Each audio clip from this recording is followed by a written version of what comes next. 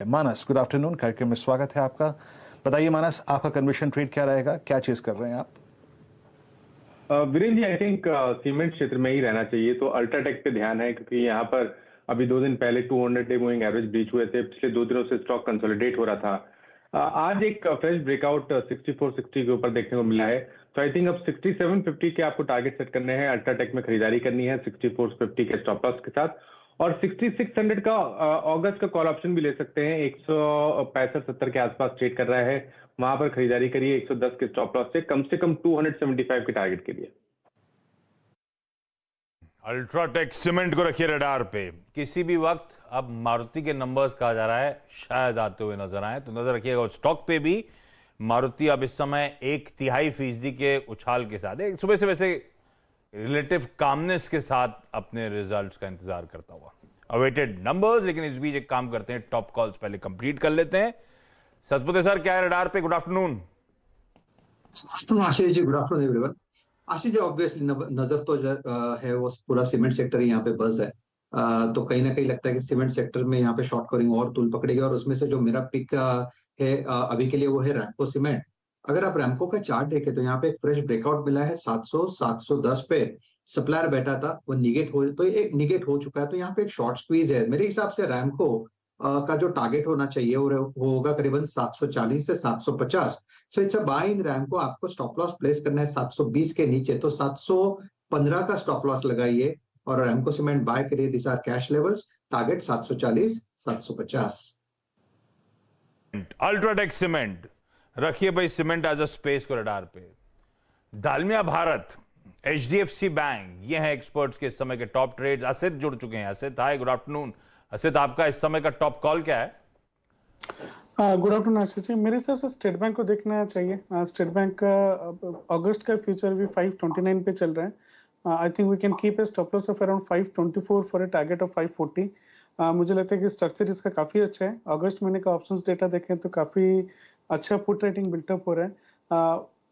Otherwise we can also take 540 का call. I think ये 14 रुपए में चल रहा है अभी, with stop loss of around 10 for a target of around 22 to 25 के लेवल पे। तो state bank, in fact all the PSU banks have given a breakout. PNB, Bank of Baroda, kind of not that liquid kind of thing. I would go with State Bank. State Bank is looking good. बिल्कुल ठीक, state bank of India अच्छा लग रहा है। तो ये आ गए इस समय के टॉप कॉल्स आपकी स्क्रीन्स पर। बैंक्स में एचडीएफसी बैंक और एसबीआई पसंद आ रहा है। अल्ट्राटेक, रैम्को सीमेंट, दालमिया भारत, इस पॉकेट को भी रखे रडार पे। सारे के सारे बाय कॉल्स, तमाम इंपॉर्टेंट इवेंट जो प्ले आउट होने हैं उससे पहले। तो कन्विक्शन सबका स्क्रीन्स को देख के बढ़ता हुआ ही नजर आएगा। अच्छा, इस बीच चार का चौका, और चार का चौके के पहले ट्रेड का समय हो चुका है। तो मैं बिना समय वेस्ट करे, डॉक्टर साहब स्क्रीन पे जरा प्ले आउट करिएगा आज के ऑप्शन का स्टेइंग। तो सस्ता ऑप्शन, राहुल शर्मा साहब से रिक्वेस्ट करी थी कि एक बढ़िया सा ट्रेड प्लीज आइडेंटिफाई करके रखें। राहुल जी, क्या है आज का सस्ता ऑप्शन? बैंकिंग स्पेस का ही है क्या? जी, आई थिंक मैं बैंक्स के साथ ही जाना चाहूंगा। जहां तक एचडीएफसी बैंक का सवाल है, जो टेक्निकल सेटअप है वो तो बढ़िया है ही, और जो डेरिवेटिव डेटा भी है वो कहीं ना कहीं अंदेशा कर रहा है कि यहाँ पर अच्छी तेजी देखने को मिल सकती है। तो जो अगले महीने का यानी कि 25 अगस्त का कॉल ऑप्शन है इसका 1420 का, उसको लेने की राय रहेगी। 30 रुपए 50 पैसे ये ट्रेड कर रहा है।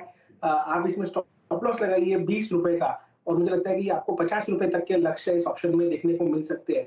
स्टॉक के हिसाब से मेरा टारगेट 1470 और 1500 है। तो आई थिंक यहाँ पर एक अच्छा ऑप्शंस में रिटर्न यहाँ पर कमा सकते हैं। तो टेक्निकल सेटअप, ब्रेकआउट और प्लस जो बैंक निफ्टी में स्ट्रेंथ है, आई थिंक सबको मद्देनजर रखते हुए आई थिंक यहाँ पर एचडीएफसी बैंक में कॉल ऑप्शंस लिए जा सकते हैं, बट अगस्त एक्सपायरी है।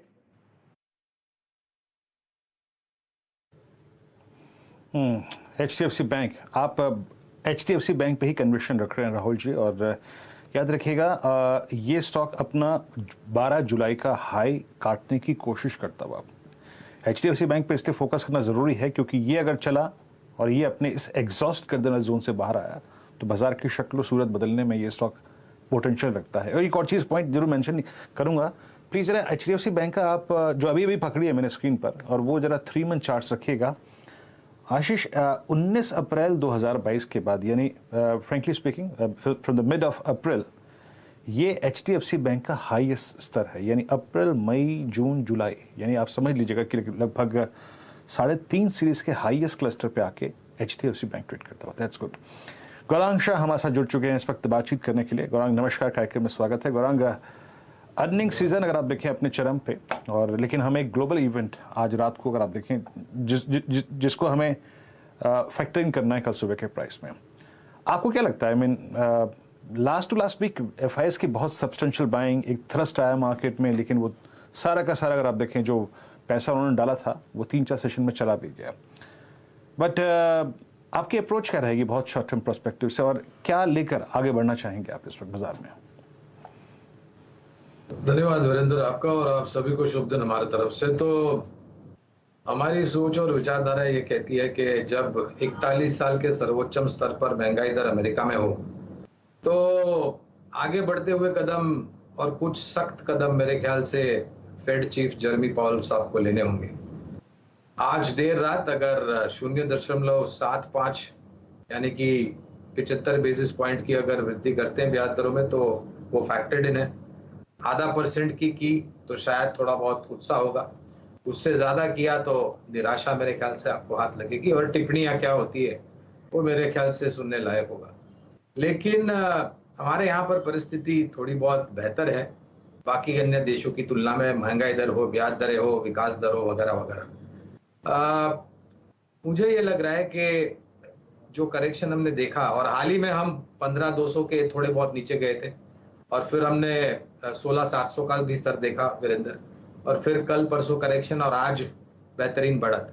तो ये मेरे ख्याल से आज और कल में उठापटक थोड़ी बहुत हावी हो सकती है। एक तो US फेड की खबर को लेकर के, और हमारे यहाँ पर कल एक्सपायरी को लेकर के। अगर कोई भी मेरे ख्याल से नकारात्मक परिस्थिति होती है छोटी या मध्यम अवधि में, तो मैं एक विकल्प यहाँ पर रखना चाहूँगा, और आज सुबह काफ़ी चर्चे में भी था डिफेंस सेक्टर, जो ऑर्डर प्लेसमेंट की बात हुई है। यहाँ पर मैं एक स्टॉक है BEL, उसको 270 के आसपास है वीरेंद्र मेरे ख्याल से। हमने इसके पहले भी भारत डायनामिक्स, हिंदुस्तान एरोनॉटिक्स और BEL की बात की थी। तो इन तीनों में से मैं मेरे ख्याल से BEL को ज्यादा पसंद करना चाहूंगा, और अगर आपको बहुत ही छोटी या मध्यम अवधि का आपका नजरिया है तो मुझे ताज्जुब नहीं होगा ये 300-320 तक चला जाए। तो ये एक विकल्प होगा जो मैं ध्यान रखना की राय दूंगा। बिल्कुल ठीक। BEL आज सुबह से चर्चा में आ रहा है, गौरांग सर का फंडामेंटल पिक। गौरांग सर आपको प्रणाम। इस बीच मारुति सुजुकी के नंबर्स आ गए, और प्रॉफिटेबिलिटी पे थोड़ा सा एक्सपेक्टेशन से ज्यादा म्यूटेड परफॉर्मेंस है। मतलब है तो कहने के लिए 440 करोड़ से बढ़कर मुनाफा 1012 करोड़ रुपए पहुंचा, पर लार्जली स्ट्रीट एक्सपेक्टेशन था 1500-1600 करोड़ रुपए का। तो 1500-1600 करोड़ के सामने 1000 करोड़ रुपए का मुनाफा आया है, तो ये डिसअपॉइंटमेंट हो सकता है। और पिछले साल जिससे कंपेयर कर रहे हैं, बेस छोटा था, वो कोविड टाइम्स थे, इसलिए आप इतना अच्छा ग्रोथ, इसलिए अनुमान के आंकड़े से देखिए ज्यादा बेहतर है। तो अनुमान अच्छा, रेवेन्यूज का तो ऑलमोस्ट इन लाइन है। 26,550 करोड़ की आय, 26,100 करोड़ रुपए का हमारा एक्सपेक्टेशन, यानी कि आय जैसे एक्सपेक्टेड था 45% के आसपास बढ़ेगी, 45% का रेवेन्यू में उछाल।